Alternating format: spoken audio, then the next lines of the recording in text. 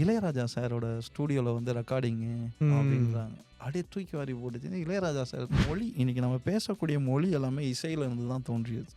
நம்ம இசையிலேருந்து தான் அந்த பேரை நம்ம வச்சுக்கணும்.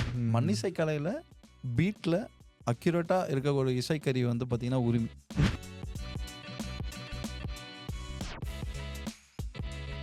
ஹலோ, என்னடா இங்கே சோலோ உட்காந்துருக்கேன்னு பார்த்துருக்கீங்களா? Yes, today I am alone but I am with a guest today. Welcome to the show Guru. வணக்கம். How are you today Guru? நல்லா இருக்கேன். நீங்கள் எப்படி இருக்கீங்க? நான் இருக்கேன், லைட்டாக பசிக்குது பட் இருக்கேன். கண்டிப்பாக சாப்பிடுவோம் முடிச்சுட்டு.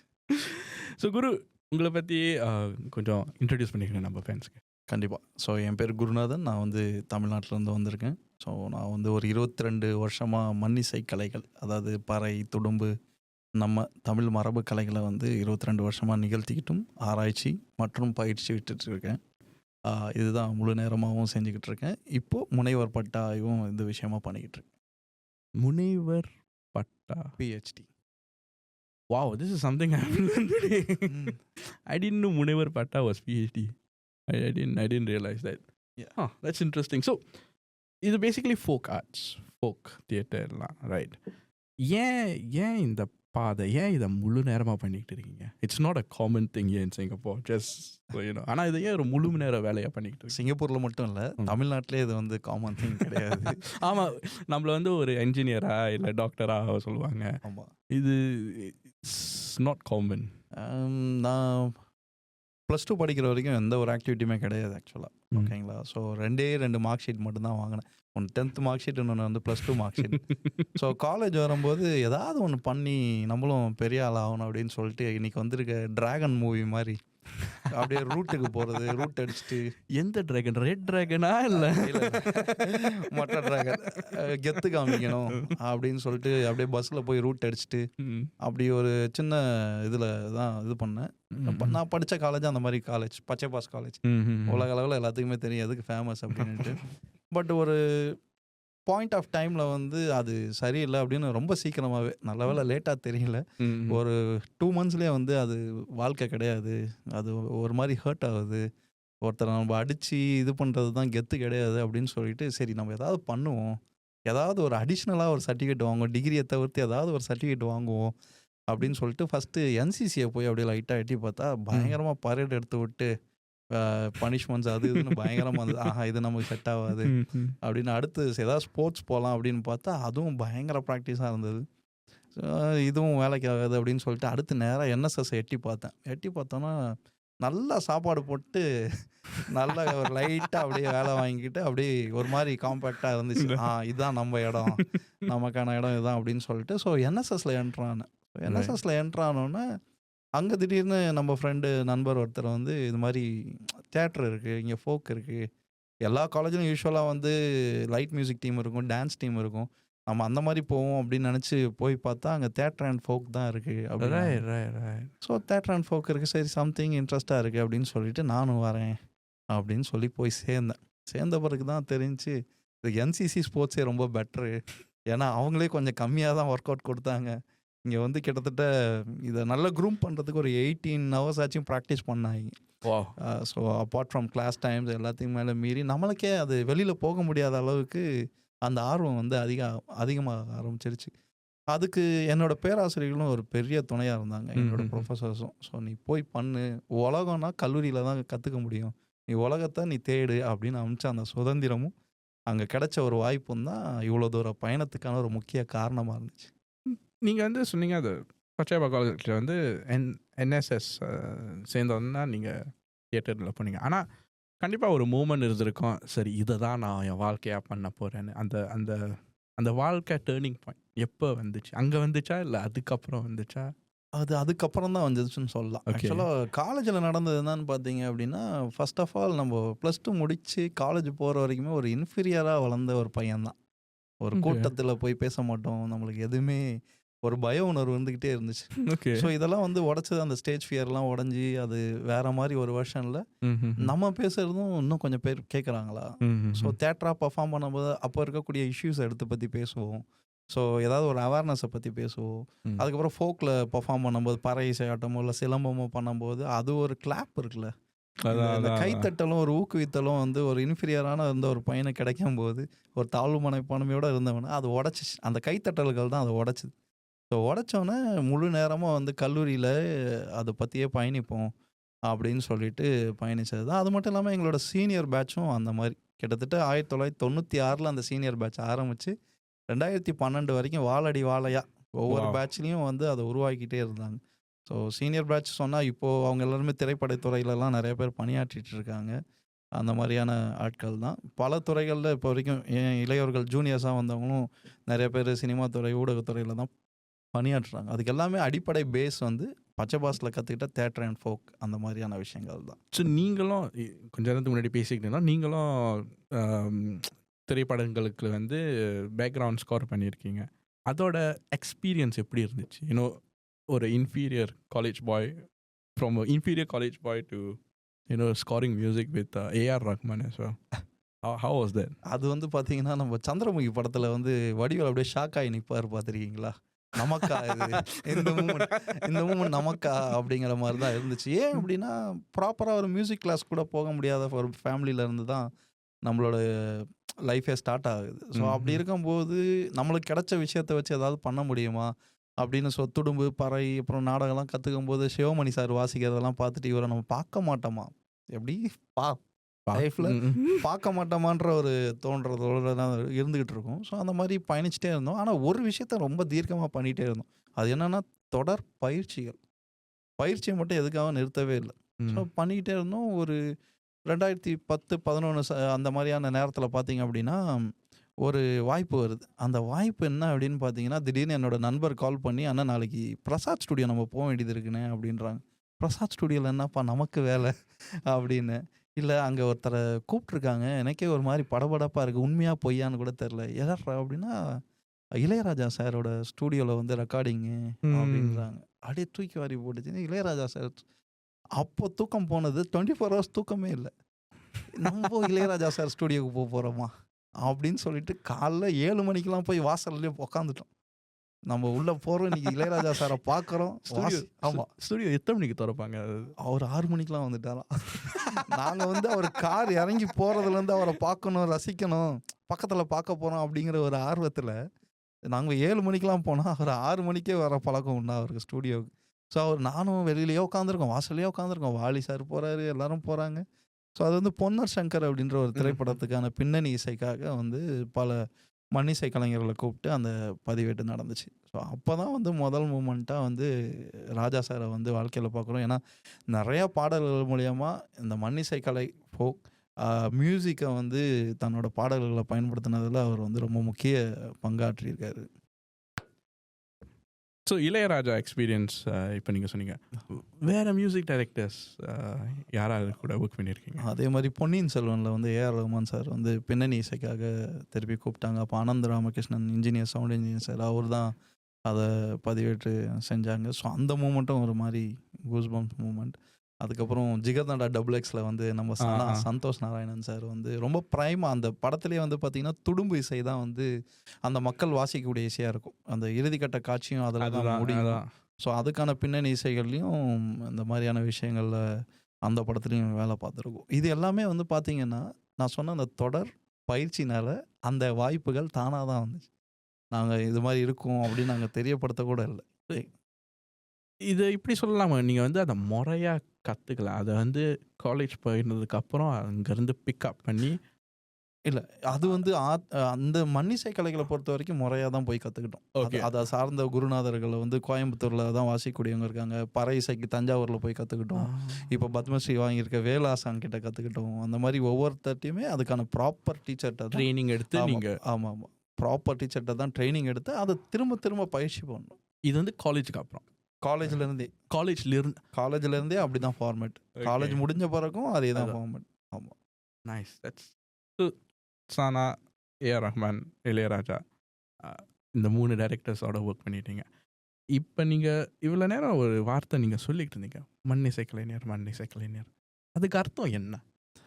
பொதுவாக நம்ம கலைகளை வந்து நாட்டுப்புற கலைகள் இல்லைன்னா வந்து கிராமிய கலைகள் அப்படின்னு தான் வேறுபடுத்தி கூறுறாங்க தமிழ்நாட்டில்.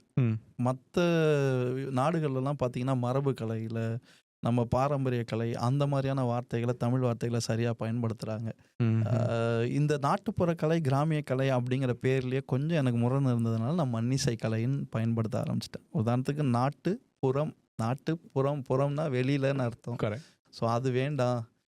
இந்த கலை வந்து எல்லா இடங்களையும் பரவி இருந்தது. ஸோ மண் எங்கெல்லாம் இருந்துச்சோ அங்கே எல்லாருமே இதை ரசிக்கக்கூடியதாக இருந்தாங்க. ஒரு உதாரணத்துக்கு ஒரு காலத்தில் கிராமமாக இருந்தது தான் நகரமாக மாறுது அதுக்கப்புறம்.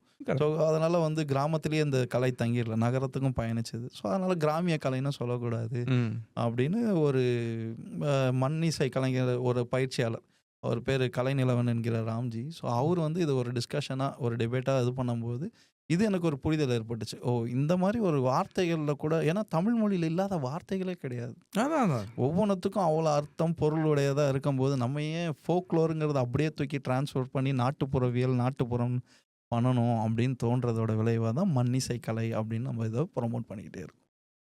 மண்ணிசை கலைஞர்னு நீங்கள் வந்து நல்ல ஒரு டெஃபினேஷன் கொடுத்துட்டீங்க. மண்ணிசை கலைஞர் உங்களுக்கு what does it mean to you? It's a soul. அதான் ஆன்மான்னு நான் நினைக்கிறேன். ஏன் அப்படின்னா, எதுவுமே இல்லாத ஒருத்தனை ஒரு ஸ்கல்ப் பண்ணி இந்த அளவுக்கு கொண்டு வந்திருக்கு அப்படின்னா, அந்த ரூட் எனக்கு தெரிஞ்சதுனால, அந்த வேர் என்ன அப்படிங்கிறதுனால தெரிஞ்சதுனால இவ்வளோ தூரம் வர முடிஞ்சுது. ஸோ இந்த இந்த இந்த விஷயத்தை எல்லாத்துக்கும் கொண்டு போய் சேர்க்கணும் அப்படிங்கிற ஒரு காரண காரியம் தான். நீங்கள் கேட்டீங்க இல்லையா, பச்சை பாஸ்லேயே அது தொடங்கிடுச்சா அந்த விஷயம், இதை நான் என் லைஃப்க்கு எடுத்துக்கலாம் அப்படின்னு கேட்டால் இல்லை. அதுக்கப்புறம் வந்த சூழல் தான். உண்மையாக சொல்லணும் அப்படின்னா, இதில் இருக்கக்கூடிய இடர்பாடுகளில் போயிடலாம் அப்படின்னு நிறையா நேரம் தோணியிருக்கு. நம்ம அப்படியே இது ஒன்றும் தியாக மனப்பான்மையிலலாம் வரல. ஆனால் அந்த மூமெண்ட் நடந்திருக்கு. ஃபேமிலி சிச்சுவேஷன், பர்சனல் சிச்சுவேஷன், அங்கீகாரம் கிடைக்காத போதெல்லாம் வந்து போயிடலாமா அப்படின்னு நினைக்கும் போதெல்லாம் ஒரு மாயம் நடக்கும், ஒரு மேஜிக் நடக்கும். அந்த மேஜிக் என்ன செய்யும் அப்படின்னா நம்மளை ரீட்டைன் பண்ண வைக்கும். மொழி தெரியாத ஒரு 10 வயசு குழந்தை அந்த மொழி புரியல, எனக்கு தெலுங்கு பேசுகிறாங்க, புரியல, எனக்கு புரியல, அர்த்தம் காது அப்படின்னு சொல்கிறேன். அந்த குழந்தை வந்து மைம்லேயே வந்து சொல்லுது, நூ கண்ணு என்னோட அப்பா மாதிரி இருக்கு. ஸோ அப்போது அந்த குழந்தைக்கு நம்ம டீச் பண்ணதில் ஏதோ ஒரு விதத்தில் நம்மளை அப்பாவாக பார்க்குது அப்படின்றது ஒரு பெருமை. ஒரு இடத்துல வந்து வாசிக்க போகும்போது ஒருத்தர் சொல்ல போனோன்னா ரொம்ப ஜாலியான மூடில் வந்திருந்தார் அவர். ஸோ எங்கள் கூடயே ஒரு 2 மணி நேரம் 3 மணி நேரம் பயணித்து முடித்த பிறகு எங்கள் கையை பிடிக்கும்போது அவர் கண் பயங்கரமாக கலங்கி இருந்தது. ஏன் அப்படின்னு கேட்டோம். என்னாச்சு, ஏண்ணே இவ்வளோ நேரம் ஜாலியாக தானே இருந்தீங்க அப்படின்னா, இல்லை இன்றைக்கி மட்டும் வாழ்க்கையில் நான் உங்களை சந்திக்காமல் போயிருந்தேன்னா நான் ஒரு தவறான முடிவு எடுத்திருப்பேன்.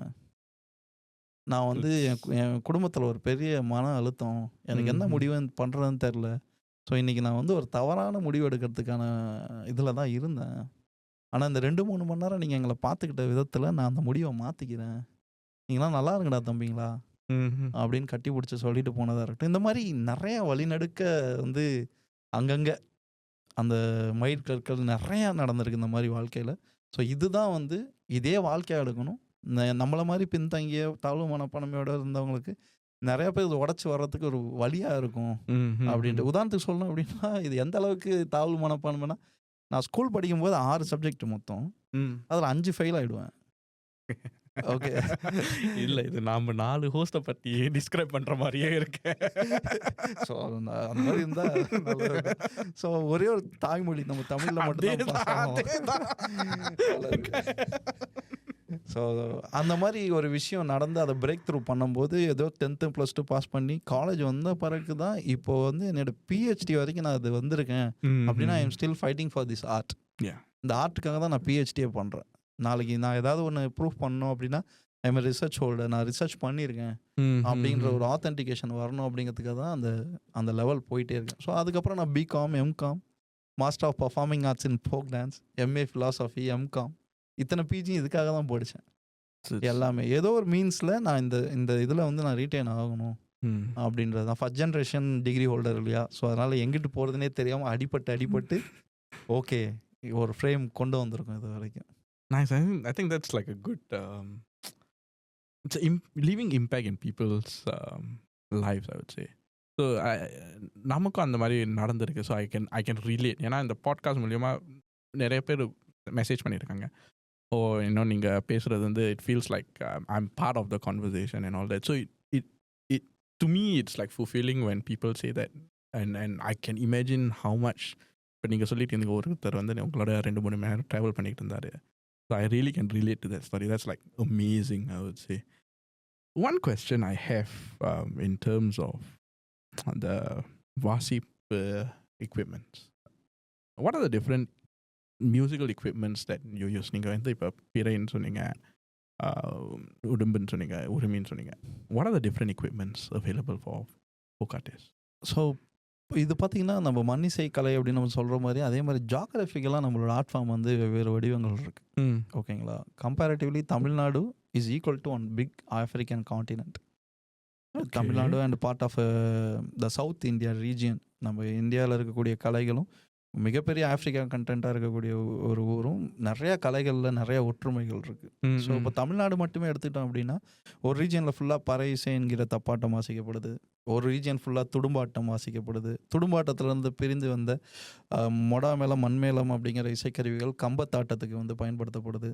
ஸோ இந்த மாதிரி பல்வேறு வகையான ஆர்ட் ஃபார்ம்ஸ் வந்து இருக்குது. ஜிம்ப்ளா மேளம்னு ஒரு கலை இருக்குது, ஜிம்ப்ளா மேளம் அப்படின்னு சொல்லிட்டு. ஸோ இதெல்லாம் எப்படி வருது, இதோட பேர் காரணங்கள் அப்படின்னு பார்த்தீங்க அப்படின்னா இப்போது இந்த ஜிம்ப்ளா மேளம் அப்படின்னு சொல்லும்போது அதை பற்றி ஆய்வு செய்யும்போது அவங்க ரொம்ப ஃபன்னியாக சொன்னாங்க.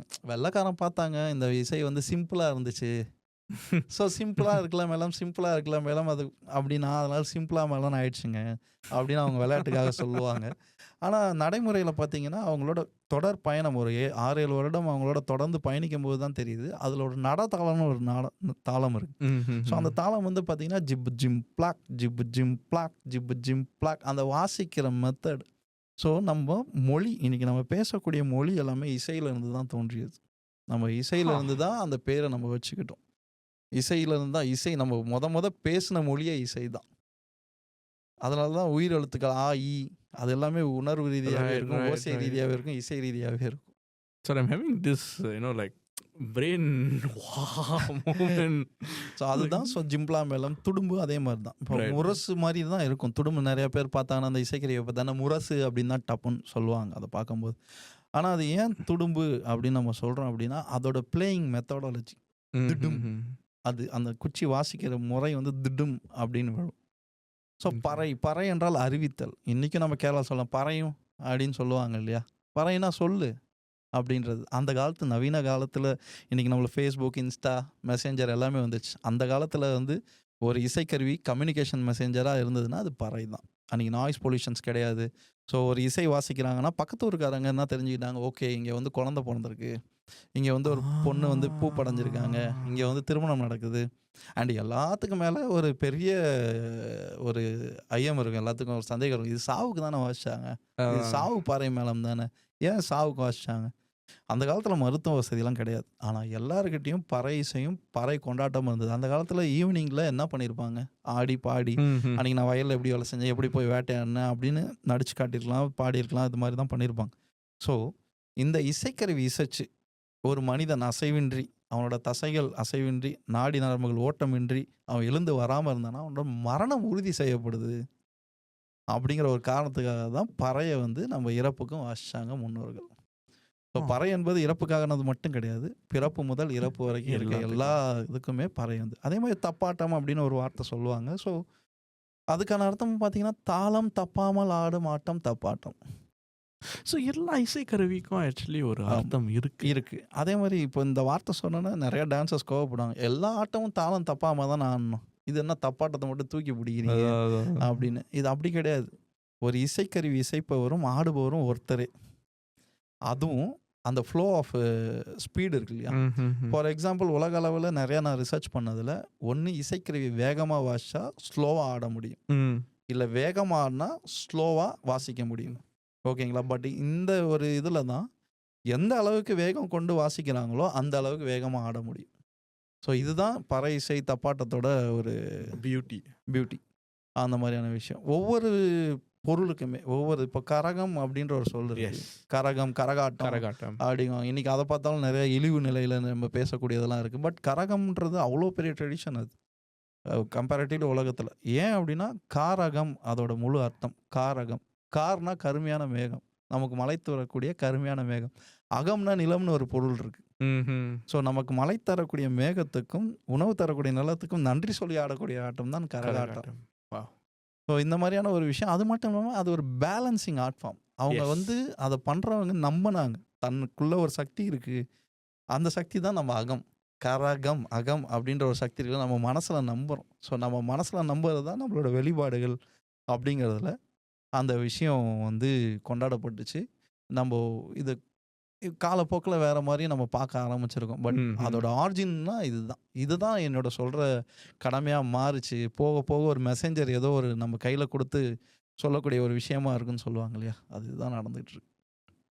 ஸோ குரு, நீங்கள் வந்து இவ்வளோ நேரம் I think these are popular இசைக்கருவிகள்னு சொல்லலாம். பாறை, தப்பாட்டம், இது ஒரு பாப்புலர் இல்லை, ஃபோக் கல்ச்சர்னு கூட சொல்லலாம். இஸ் த எனி நான் popular once that you know? கண்டிப்பா. நெறையா இருக்கு. ஆக்சுவலா பார்த்தீங்கன்னா, கணியான் கூத்து இருக்கு. திருநெல்வேலி சொடலமாட சாமிக்கு ஆடக்கூடிய ஒரு ஆர்ட் ஃபார்ம்ல கணியான் கூத்துன்னு ஒரு விஷயம் இருக்கு. அதுக்கப்புறம் பார்த்தீங்கன்னா, ஜிம்ப்ளா மேளம் நம்ம சொன்ன மாரி சிவகங்கை மாவட்டத்தில. கோயம்புத்தூர்ல எடுத்தீங்கன்னா, துடுப்பாட்டம் இருக்கு, கம்பத்தாட்டம் இருக்கு. கம்பத்தாட்டத்துக்கு மொடா மேளம் தான் வாசிக்கிறாங்க.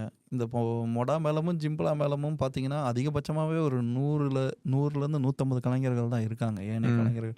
அத வந்து பாரம்பரியமா வாசிக்கக்கூடியவங்க. அந்த அளவுக்கு அதோட அழிவு நிலையை நோக்கிலாம் போயிட்டுருக்கு. ஸோ இந்த மாரி நெறையா ஆட்ட வகைகள் இருக்கு. ட்ரைப் ஆர்ட் ஃபார்ம்னு எடுத்துக்கிட்டிங்கன்னா, தோடர் இது இருக்கு, படுகாசுது இருக்கு.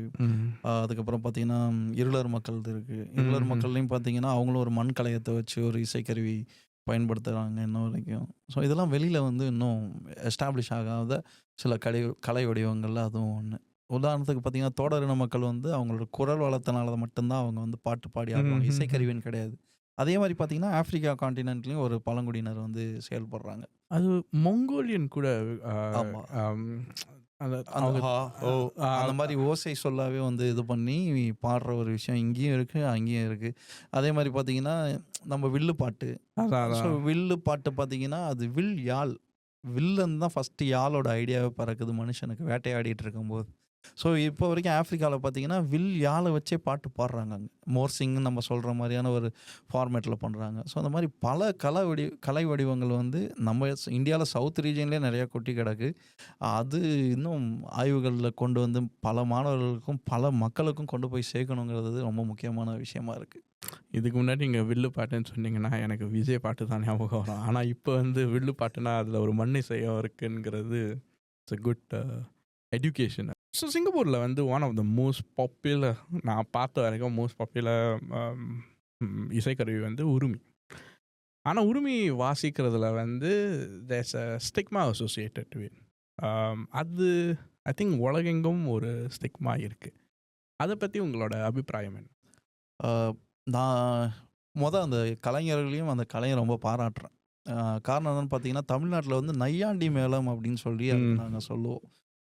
அதில உருமி, தவுள், நாதஸ்வரம், பம்பை அப்படின்ற இப்போ இங்கே எப்படி இருக்கோ அதே மாதிரி ஒரு செட்டப்பில் தான் அங்கே வாசிப்போம். ஸோ அது வந்து பார்த்தீங்கன்னா, தமிழ்நாட்டில நையாண்டி மேளம் அப்படின்னு ஒரு பேர்.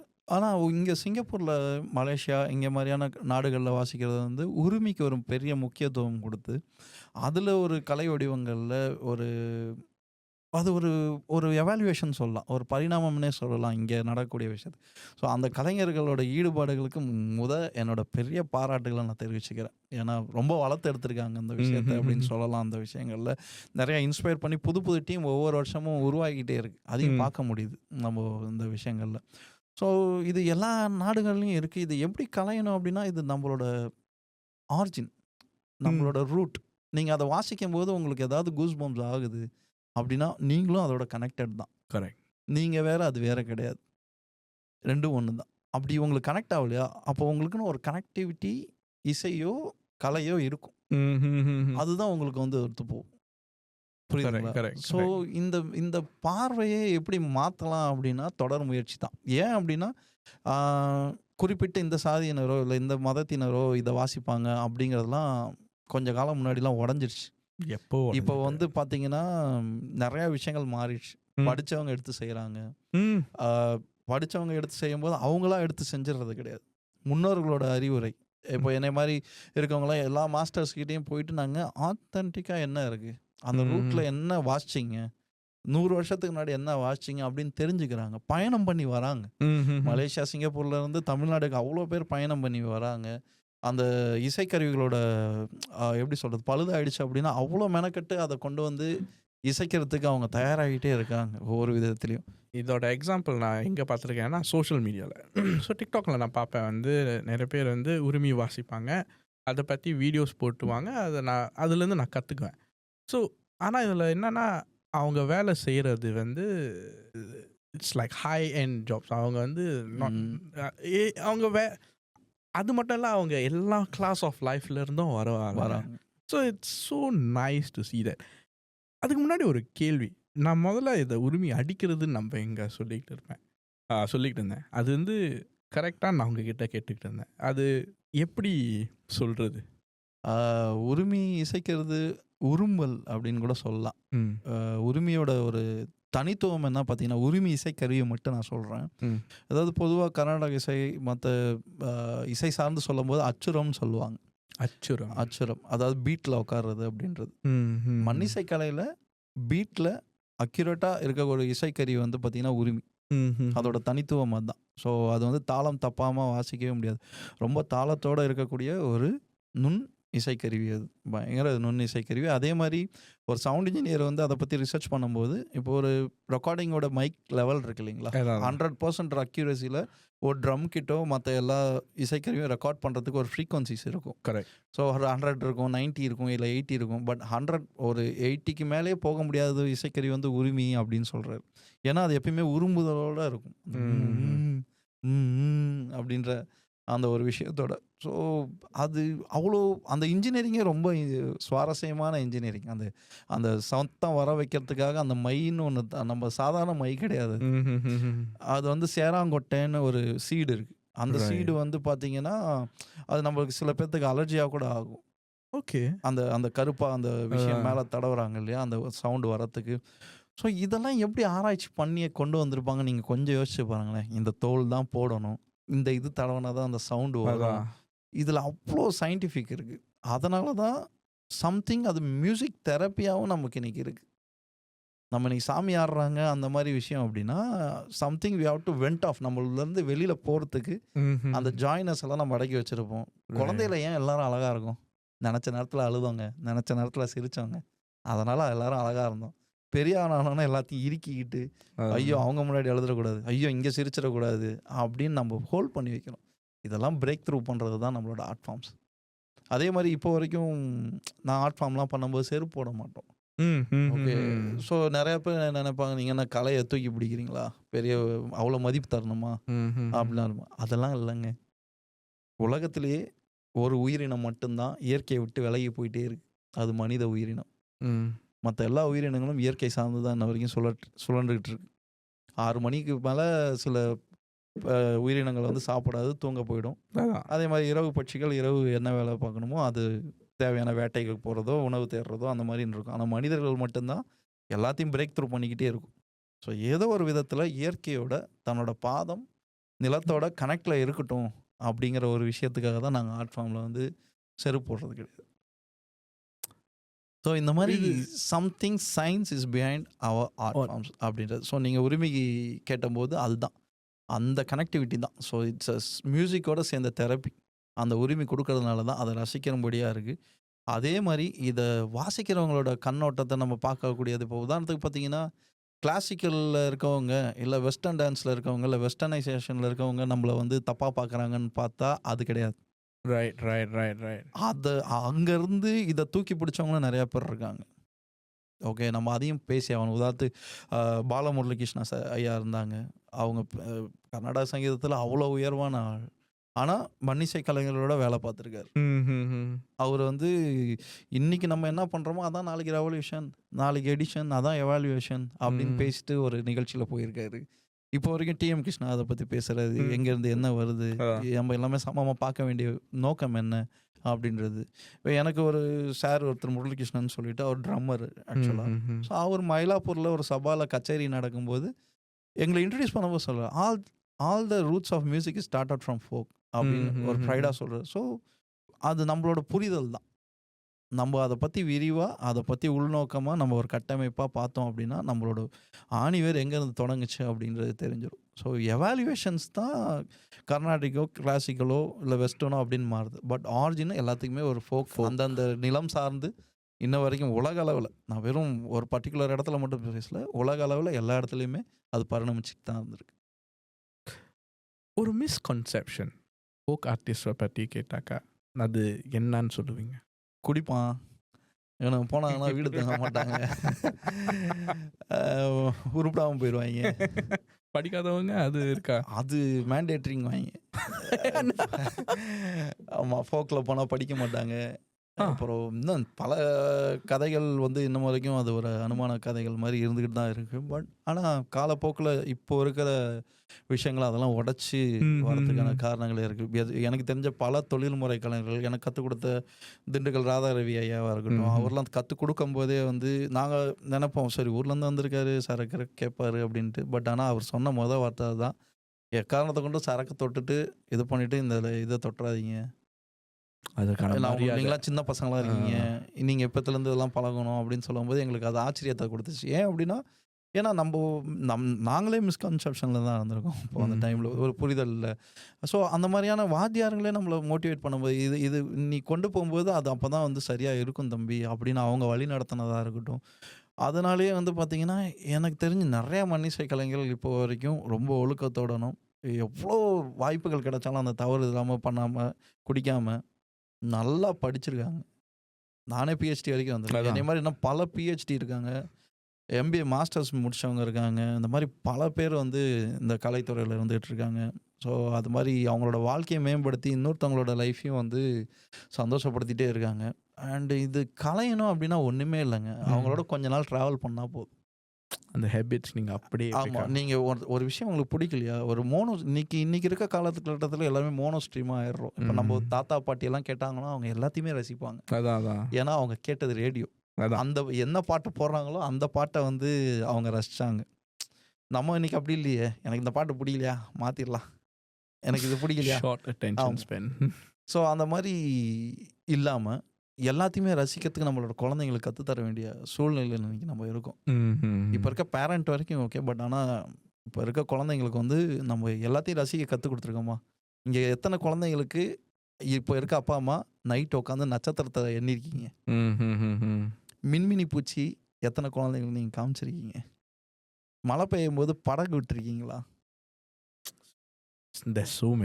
ஸோ குட்டி தான், ரொம்ப பெருசாலாம் தேவையில்லை ரசிக்க வைக்கிறதுக்கு. அது எப்படி திரும்ப காட்டுவோம் ஹேண்ட்ஃபோனில், இந்த மாதிரி படகு விட்டாச்சு. ஸோ குரு, நீங்கள் வந்து ஒரு பள்ளிக்கூடம் வந்து இப்போ ரன் பண்ணிக்கிட்டு இருக்கீங்க, இன்ஃபைனைட் ஹார்ட் டு ஹார்ட். அதை பற்றி கொஞ்சம் சொல்ல முடியும், எப்படி வந்துச்சு, ஏன் அதை ஆரம்பிச்சிங்கன்னு? உங்களோட போன கேள்விக்கும் இந்த பேருக்குமே, இந்த பள்ளிக்கூடத்தோட பேருக்குமே ஒரு முக்கிய காரணம் இருக்குது. கேட்டிங்க இல்லையா, அது மிஸ்கான்செப்ஷன் என்னவா இருக்குது அப்படின்றது. ஸோ நான் இதெல்லாம் உடச்சி பார்க்கும்போது எனக்கு நிறையா மக்கள் வந்து பழக்கத்தில் ஆனாங்க. ஓகே, எல்லா தரப்புல இருந்தும், உலகத்தில் இருந்து, மொழி தெரிஞ்சவங்க, ஏன் மொழி தெரிஞ்சவங்க, தெரியாதவங்க, புரியுதுங்களா. இசையும் கலையும் வந்து அப்படி கொண்டு போய் சேர்த்துச்சு. ஸோ அந்தனால விஷயத்தினால வயசு வித்தியாசம் இல்லாமல் நிறைய பேர் வந்து பழக்கம் வந்து உருவாச்சுன்றதுனால அன்பால் வந்து ஒரு பெரிய கட்டமைப்பு வந்துச்சு. எனக்கு ஒரு பெரிய பொறுப்பு கொடுத்துச்சு அந்த அன்பு. இந்த அன்பு, ஸோ இந்த அன்பில் வந்து பார்த்தீங்கன்னா எல்லையே இல்லை. இன்ஃபனைட்டுங்கிற சொல்லுக்கு தமிழாக்கம் வந்து பார்த்தீங்கன்னா எல்லை இல்லை. ஸோ வந்து அப்போ தான் தோணுச்சு, கலைக்கு வந்து எல்லை இல்லை. So there is no barrier of a colour or racism or religion, எதுவுமே கிடையாது. ஆர்ட் இஸ் ஃபார் ஆல் அப்படிங்கிறதுனால தான் ஸோ அந்த பேர் வந்து பர்டிகுலராக தேர்ந்தெடுத்து வச்சோம். So infinite art to heart, so கலை இதயத்தில் மனதோடு கலந்து கொண்டாடுவோம் அப்படிங்கிறது தான் அதோட ஃபுல் மீன்ஸ். இன்ன வரைக்கும் கிட்டத்தட்ட பார்த்தீங்கன்னா கிட்டத்தட்ட ஒரு 20,000 25,000 குழந்தைங்க, பெரியவங்க எல்லாத்துக்கும் இது வரைக்கும் நாடகம், மன்னிசை கலை சார்ந்த நிறைய பயிற்சிகளை கொடுத்துருக்கோம். இது வரைக்கும் அந்த நிறுவனம் கிட்டத்தட்ட ஒரு 5,000 மேடைகளுக்கு மேலே நிகழ்வுகளை நிகழ்த்தியிருக்கோம். இதில் இருக்கக்கூடிய கலைஞர்கள் கிட்டத்தட்ட ஒரு 10 பேர் கோர் டீம். ஸோ நானும் எனது நண்பர் நியூட்டன் அப்படின்னு சொல்லி, கிட்டத்தட்ட தம்பி, கல்லூரி காலங்களில் வந்து கூடா நட்பு கூட குரல்லாம் இருக்கு இல்லையா, அந்த மாதிரிலாம் இல்லாமல் எங்களுக்கு அமைஞ்ச நட்பு எல்லாமே வந்து எஸ்டாப்ளிஷ் தான். ஏன்னா கல்லூரி காலத்துலேருந்து இப்போ வரைக்கும் என் கூட இருக்க தம்பி ஒரு நல்ல நட்பு, நம்ம 4 விஷயம் நம்ம இன்னைக்கு நெறைய பேத்துக்கு இல்லாதது ஒரு விஷயம் அதுதான். நம்மளோட சோகத்த யார்ட்ட சொல்றது? யாரா? அப்படிங்கிற ஒரு விஷயம். ஸோ அந்த மாரியான ஒரு உறவ சம்பாரிச்சு, அந்த தம்பியும் நானும் தான் இன்ன வரைக்கும் அந்த நிறுவனத்த இயங்கி கொண்டு போயிட்டுருக்கோம். ஸோ இது பல்வேறு விதத்தில ஆராய்ச்சி செய்றதா இருக்கட்டும், ம். கலை பயிற்சிகள் குடுக்கறது, கலை நிகழ்த்துறது. அதுக்கப்புறம் கலைகள பத்தின வடிவங்கள பாதுகாத்து அடுத்த தலைமுறைக்கு சொல்றது. உதாரணத்துக்கு அதோட பொருள் என்ன? ம். இந்த இந்த இந்த இசைக்கருவி ஏன் இப்படி இருந்துச்சு? எப்படி மாறுச்சு? இதோட ஃபேமிலி என்ன?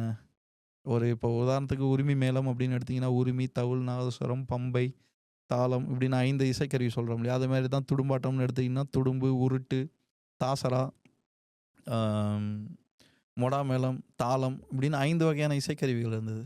பறைன்னு எடுத்துக்கிட்டீங்க அப்படின்னா, பறை, தமுறு, ம். தமுக்கு, உருமி, தாளம் அப்படின்னு திண்டுக்கல் மாவட்டத்தில வாச்சிருக்காங்க. ஆனா காலப்போக்குல மருவி நம்ம வடிவேலு வந்து தங்க சொம்பு குடுத்தா தான் தாலி கட்டுவாரு அப்படிங்கிற மாரி மருவி சின்னதாயிடுச்சு. அதான். ஸோ இந்த நம்மளுக்கு தெரிஞ்ச வரலாறே கம்மியா இருக்கும்போது, அடுத்த தலைமுறைக்கும் சரியா குடுக்கணும் அப்படிங்கிறது தான் இன்ஃபினைட் ஹார்ட் டூ ஹார்ட் வந்து இன்ன வரைக்கும் இயங்கிட்டு இருக்கு. அதில் வேற இப்போ நிறைய ஆர்ட் வேற லாஸ் ஆயிருக்கு. லைக் ரொம்ப அதுக்கு முன்னாடி வந்த ஆர்ட்ஸே நிறையா லாஸ் ஆயிருக்கும். So it's great to see நீங்கள் வந்து இந்த மாதிரி ஒரு இனிஷியேட்டிவ் எடுத்து அதை வந்து கட்டி காக்குறீங்க. ஆக்சுவலி ஆச்சு that's nice to see me. It's like wow.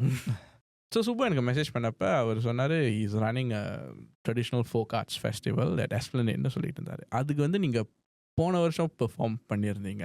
அதோட எக்ஸ்பீரியன்ஸ் எப்படி இருந்துச்சு? அது வந்து ரியலி ரொம்ப பெரிய அமேசிங் ஸ்டெப் தான். நான் சொன்னேன் இல்லையா, என்னைய ரீடெயின் பண்ணது இன்ன வரைக்கும் ஒரு சில மைல் ஸ்டோன்ஸ் அப்படின்னு சொல்லிட்டு. அதில் வந்து ஆட்டம் நடத்தின அந்த Singapore international traditional folk festival ஒரு முக்கிய காரணம். ஏன் அப்படின்னா, எங்களை வழி நடத்துறதுக்கு ஒருத்தர் இருக்கார். ஒரு இசையமைப்பாளர் பால் ஜேக்கப்னு சொல்லிட்டு. ஓகே. அவர் எந்த அளவுக்கு அப்படின்னா, எப்படி இளையராஜா இவங்கெல்லாம் சொன்னோன்னா, எங்கள் ஃபோக் ஆர்டிஸ்ட்டுக்கு பர்டிகுலராக தமிழ்நாட்டில், அப்புறம் இந்தியாவில் இருக்கக்கூடிய, அப்புறம் வேர்ல்டு வைடு இருக்கக்கூடிய நிறையா ஃபோக் ஆர்டிஸ்ட்டுக்கு கடந்த 30 வருஷமாக அவரோட விஷயங்களில் இசையமைச்சு இந்த மாதிரியான மேடை வடிவங்களுக்கு மாற்றிருக்கார். நான் வந்து அவர் வந்து கேட்வே ஆஃப் ஃபோக் ஆர்டிஸ்ட் அப்படின்னு சொல்லுவேன். ஃபார் எக்ஸாம்பிள் ஆண்டனி தாசன், இன்னைக்கு சினிமாவில் துறையில் பாடக்கூடிய ஆண்டனி தாசன், அப்புறம் சின்ன பொண்ணக்கா, இவங்க எல்லாருமே வந்து பார்த்தீங்கன்னா இந்த கேட்வேல உள்ள நுழைஞ்சு தான் இன்னைக்கு மற்ற இடங்கள் சினிமா துறையில் வந்து பெரிய இடம் அடைஞ்சிருக்காங்க. அந்த மாதிரி இன்னும் பல்வேறு கலைஞர்கள் வந்து இன்ன வரைக்கும் இது பண்ணியிருக்காங்க. ஸோ அவரோட தலைமையில் தான் அந்த ஃபெஸ்டிவலுக்கு வந்து தமிழ்நாட்டிலேருந்து ஒரு 20 பேர் கொண்ட டீம் நாங்கள் வந்திருந்தோம். வந்திருந்து இங்கேயே பயிற்சி திருப்பியும் அந்த பாடலுக்கு தேவையான சங்க இலக்கியங்கள்லேருந்துலாம் அந்த பாடல்களை ரிசர்ச் பண்ணி பால் ஜேக்கப் சார் தான் பண்ணார். ஸோ அது அந்த மாதிரி ரிசர்ச் பண்ணி அது பண்ணாங்க. என்ன ஒரு விஷயம் அப்படின்னா, நாங்களே எதிர்பார்க்கல. அதுக்கப்புறம் முடிச்சுட்டு போனவங்க தான் சொன்னாங்க, அது வந்து எஸ்பிளனேட்லேயே பெரிய ரெக்கார்ட் பிரேக். அது இது வரைக்கும் வந்து அங்கே நடந்த ஈவெண்ட்ஸில் ஒன் ஆஃப் த பெஸ்ட் அப்படின்னு சொல்லிட்டு அந்த numbers of QR code scanning, மற்ற இன்பவுண்ட் அவுட்பவுண்ட் ஆனாங்க இதெல்லாமே வந்து சொன்னபோது எங்களுக்கு பயங்கர ஆச்சரியமாக இருந்தது. அண்டு எல்லாத்துக்கும் மேலே மீறி ஒரு இன்டர்நேஷ்னல் லெவலில் நடக்கக்கூடிய ஒரு ஃபோக் ஃபெஸ்டிவலில் ஃபஸ்ட் டைமாக நான் பார்ட்டிசிபேட் பண்ணுறேன். சென்னையிலலாம் பார்த்தீங்கன்னா சென்னை சங்கமம் அந்த மாதிரி ஏதோ ஒரு சூழலில் அடிக்கடி ஏதாவது ஒரு ஃபெஸ்டிவலில் நாங்கள் பார்ட்டிசிபேட் பண்ணுறதுனால அது நாங்கள் அங்கே ரன் பண்ணிகிட்டே இருந்தோம். பட் ஒரு சிங்கப்பூரில் இந்த ஒரு பிளாட்ஃபார்மில் நடந்தது அப்படிங்கிறது வந்து பல கலைகளை பலதரப்பு மக்கள், குறிப்பாக சொல்லணும் அப்படின்னா ஒப்பாரியும் சீனா ட்ரம்மும் ஒன்று சேர்த்து பண்ணோம். சீனாவோட ட்ரம்ஸ் பர்க்யூஷன்ஸ் இருக்கு இல்லைங்களா, எரு அப்படின்னு ஒரு ஸ்ட்ரிங் இன்ஸ்ட்ருமெண்ட் இருக்கு சீனாவோட. ஆமாம், ஒப்பாரி அண்ட் சீனா ட்ரம் இவங்க 2 பேர்த்தையும், அதாவது ஒப்பாரி பாடலுக்கு சீனாவோட பின்னணி இசை இருந்தால் எப்படி இருக்கும் அப்படிங்கிற டிசைனை வந்து பால் ஜேக்கப் சார் வந்து யோசிச்சாரு. இல்லை, ஏன் மைண்டு தெரியுமா எங்கே போகுது? ஏன்னா எனக்கு வந்து சாப்பாடு வந்து உயிர். நான் வந்து சீன சாப்பாடும் தமிழ் சாப்பாடும் மிக்ஸ் பண்ண, இது அந்த மாதிரி காம்பினேஷனாக இருக்கு. அந்த மாதிரி காம்பினேஷன் தான். இந்த காம்பினேஷனில் நான் என்ன ரசித்து பார்வையாளர்கள்ட்ட இருந்து பார்த்தேன்னா, அனைத்து மொழி மக்கள், சீன மக்கள் வந்திருந்தாங்க, இன்னும் பல ஆங்கிலேய மக்கள்லாம் வந்திருந்தாங்க. அவங்க எல்லாருமே வந்து பார்த்திங்கன்னா அந்த ஒப்பாரி சாங் அப்போ உருகிட்டாங்க. இந்த மியூசிக் வந்து hits but it doesn't hurt அப்படிங்குவாங்க ஒரு. அந்த மாதிரி வந்து மொழியே தெரியலனாலும் சம்வாட் அவங்கள வந்து அன்னைக்கு ஒரு தெரப்பியாக கன்வெர்ட் பண்ணி கொடுத்ததை பார்க்க முடிஞ்சு. ஸோ இந்த மாதிரி பல்வேறு கலைகள் அன்னைக்கு நடந்த அத்தனை கலைகளுமே வந்து ஒரு இங்கே இருக்கக்கூடிய மக்களுக்கு ஒரு பெரிய விருந்தாக அமைஞ்சிச்சு. ஸோ வருங்காலங்களில் இந்த மாதிரி பல கலைஞர்களும் கலை வடிவங்களும் வந்து அந்த ஃபெஸ்டிவலை பெருசாக அலங்கரிக்கும். சிங்கப்பூருக்குன்னு தனியாக அதில் வந்து ஒரு பேர் வந்து நிலைக்க போகுது அப்படிங்கிற மாதிரி மனசில் வந்து தோணுது. அந்த ஃபெஸ்டிவலுக்கும் சரி, சிங்கப்பூர் இந்த பிளாட்ஃபார்ம் எடுத்து தராங்க இல்லையா, ஸோ அந்த ஆட்டம் வந்து ஐ திங்க் இந்த ஃபெஸ்டிவல் வந்து ஆட்டம் வந்து இந்த ஃபெஸ்டிவல் வந்து 29 August and 30 August I think இந்த வருஷம் செய்கிறாங்கன்னு நினைக்கிறேன்.